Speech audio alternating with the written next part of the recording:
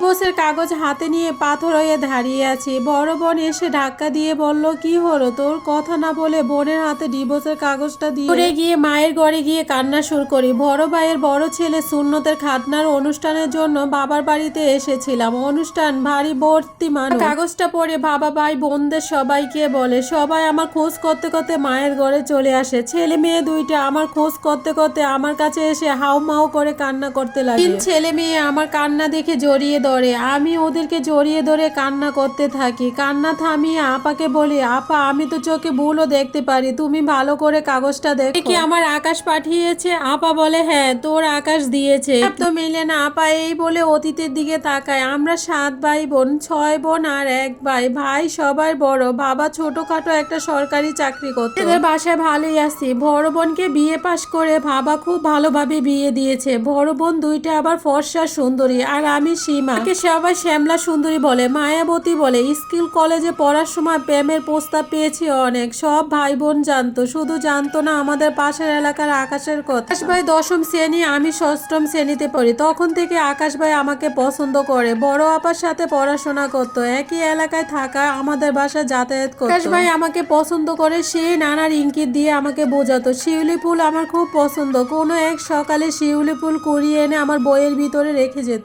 চানাচুর আমার খুব পছন্দের। বাইরে থেকে চানাচুর বানিয়ে এনে বড় আপুকে বলতো, তোদের জন্য এনেছি। আর আমি মিটি মিটি হাসতাম। আকাশ ভাইকেও আমার খুব ভালো লাগতো। ভালো ছাত্র, শান্ত, ভদ্র, দেখতেও অনেক বেশি সুন্দর। আমাদের বাসায় সবাই খুব পছন্দ করতো আকাশ ভাইকে। আকাশ ভাই বেশিরভাগ বিকালটা আমাদের বাসায় কাটাইতো। আমাদের বাসায় এসে গল্প করতো। কখনো আমার সাথে কথা হতো না, আমাকে শুধু তাকিয়ে তাকিয়ে দেখতো। মাঝে মাঝে ইচ্ছে করে ঘরের ভিতরে লুকিয়ে থাকতাম। আমাকে এক নজর দেখার জন্য ছটপট করতো। ফুটে আপাকে বলতো, সীমা কোথায়? এইভাবেই চলতে চলতে আমি 9ম শ্রেণীতে উঠলাম। আকাশ ভাই মেট্রিকে A+ পেয়ে পাস করলো, ভালো একটা কলেজে ভর্তি হলো। কলেজে উঠে আমাকে প্রথমে চিঠি দেয়। অঙ্ক কম বুঝি বলে মাঝে মাঝে আকাশ ভাই এসে আমাকে অঙ্ক বুঝিয়ে দিত। বুঝানোর ফাঁকে অঙ্ক বইয়ের ভিতরে চিঠি রেখে যায়। এই প্রথম চিঠি আমার কাছে এখনো আছে। প্রেমে আবেগ ভরা ছিল। 9ম থেকে শুরু হলো প্রেমের জীবন। আমাদের চিঠি আর চোখে চোখে কথা হতো। আপা সহ মাঝে মাঝে সবাই মিলে সিনেমা দেখতাম। আমাদের বাসায় আসলে আমাকে বলতো, সীমা 1 গ্লাস পানি দাও। তখন বলতো, কি রে তোরা আমাদের বাসায় আসলে পানি পিপাসা পায়? তখন আকাশ ভাই হাসতো। পানির গ্লাস দেওয়ার সময় আমার আঙ্গুলগুলো ছিঁড়ে দিত। কি যে ভালো লাগতো।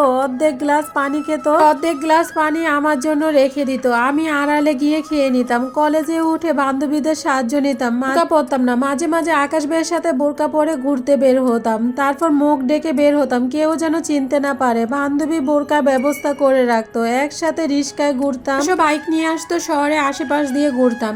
একদিন আপা তাকে জিজ্ঞাসা করলো, আকাশ তুই নাকি কোন বোরকা পরা মেয়েকে নিয়ে ঘুরিস? তোর না দিয়ে এভাবে হাসতে থাকে। তারপর আকাশ ভাইয়ের লেখাপড়া শেষ হয়ে যায়। তারপর উনি একটা সরকারি চাকরি পায়। তারপর আমিও MA করি, আকাশও চাকরি পায়। তারপর আমাদের বিয়ের প্রস্তাব পাঠায়। আমার বাবা কেমন জানি দ্বিধাদ্বন্দ্বে আছে। আকাশের বাবা 2 বিয়ে করেছে, এটা বারবার মা বলে। আমি মাকে বলি, মা সবাই কি এক কাঠিতে মাপতে যেও না। আকাশ আমাকে অনেক বেশি ভালোবাসে, খুব যত্নশীল। তারপর বাবা মা দ্বিধাবন্ধ বলে তারপর আমাদেরকে বিয়ে দিয়ে দেয়। আনন্দে ছিলাম বিয়ের পরে। তারপর সরকারি খরচে আমাকে জার্মানি নিয়ে আসে। তারপর আস্তে আস্তে আমাদের 3 ছেলে জন্ম হয়। তারপর তারা আস্তে আস্তে বড় হয়। আমিও চাকরি নেই। বেশ চলতেছিল আমাদের সংসার জীবন। 3 বাচ্চার বাবা, তাকে আমি চিনতে পারতেছি না। সে সামনে আসছে। আমি বললাম, কেন ডিভোর্স দিতেছ? আমার বাচ্চার মুখের দিকে তাকিয়ে দেখ। আমাকে ধাক্কা দিয়ে ফেলে বলে সে নাকি আরেকটা বিয়ে করছে। সে চলে